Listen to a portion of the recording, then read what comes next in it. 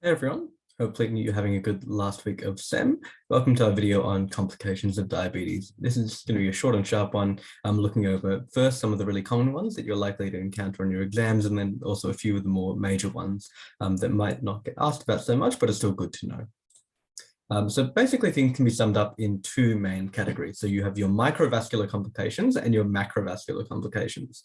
All of these basically on some level can be tracked back to plaques forming in your blood vessels, which narrow them and cause also all sorts of dysfunction. So if you remember what we learned about atherosclerosis in general, a lot of those concepts are still applicable here.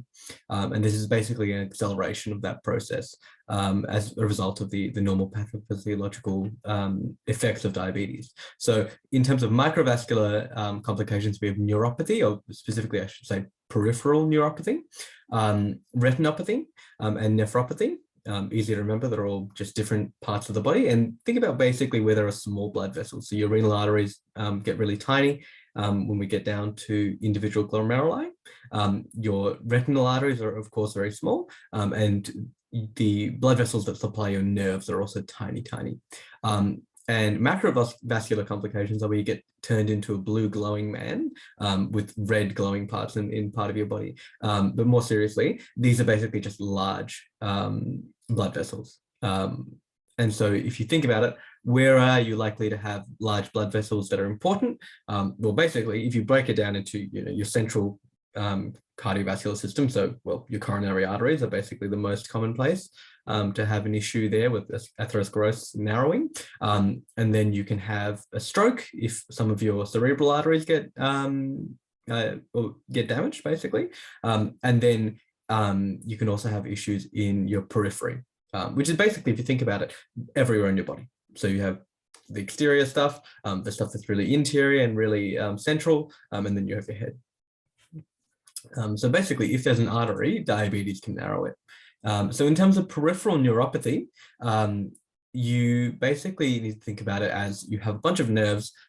They need to be supplied by something. And often they're supplied by a bunch of really tiny little blood vessels. And those little blood vessels, just like normal blood vessels, are also susceptible to plaques and narrowings. And so if you get enough of that narrowing, then there's no blood flow. You get an infarction to the nerve, and then it dies because it's not getting enough oxygen. It's literally, just dead tissue. And so what you actually get with that, really common, you get numbness and pain, paresthesia, that sort of stuff. Sometimes you can get failure of certain stuff like urinary incontinence.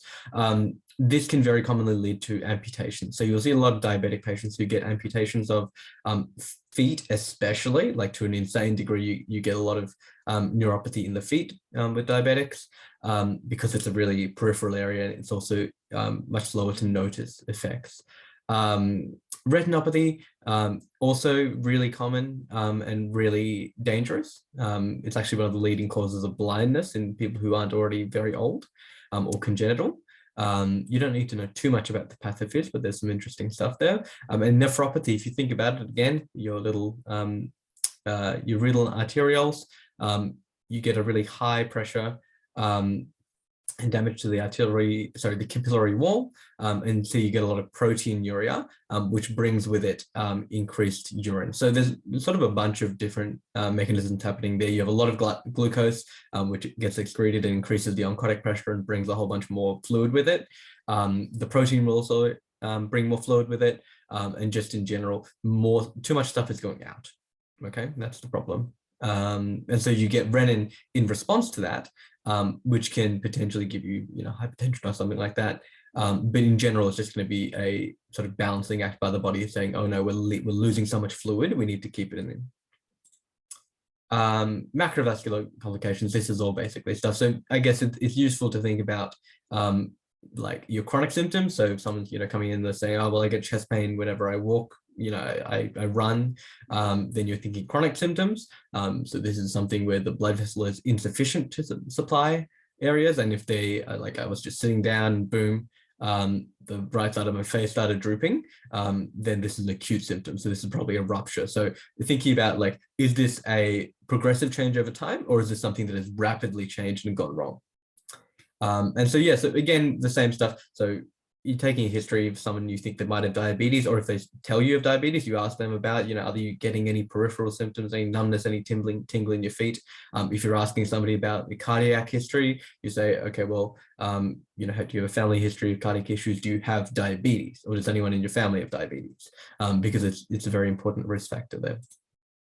Yeah, the protein stuff at the top is pretty sort of miscellaneous and not super high yield, but it is useful to know about diabetic ketoacidosis. So basically what's happening here is your body, there's a few different mechanisms happening. So first of all, you're getting a lot of lipolysis because you're not getting glucose to your body cells, and instead you're getting a lot of breakdown of fat in order to flood the blood with something that can actually be used for energy.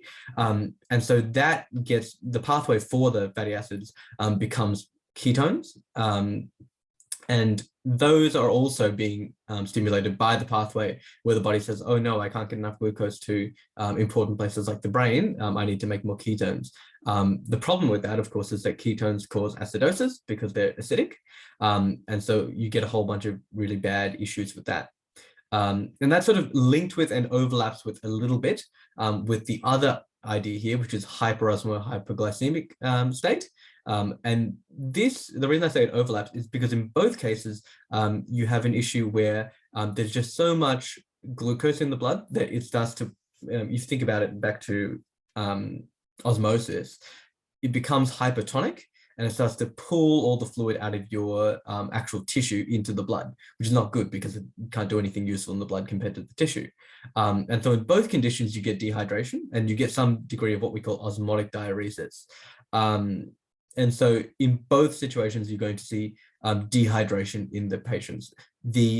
There are important differences. So first of all, you're never going to see HHS. So it's very, very rare because you need to have very poor diabetic control to get to that point. Whereas diabetic ketoacidosis, especially in kids, can happen quite often.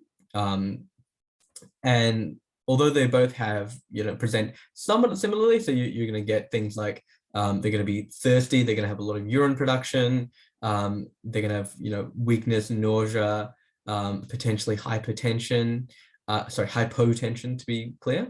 So because they're losing, they've lost so much water and their volume is so depleted that they get hypotension.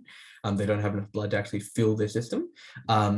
And you get sort of mental symptoms of dehydration, so confusion, they're sleepy, they might have seizures, that sort of thing. One thing that you guys might get mentioned, which is a bit of a buzzword for diabetic ketoacidosis, is something called Kussmaul breathing. And that's basically just a really, big labored, gasping sort of breath that results because the body is trying to buffer the acidosis, among other things, in your blood. So you will sometimes, only in the really extreme stages of this, you'll get that sort of gasping breath. Yeah, so the other takeaway there really overall again is it's very, very rare to get HHS, and you're very likely to get DKA in comparison. And so you should be very sort of hesitant to diagnose and suggest HHS compared to a different pathology, whereas DKA can be very, very common and very, very likely, potentially, depending on the patient factors.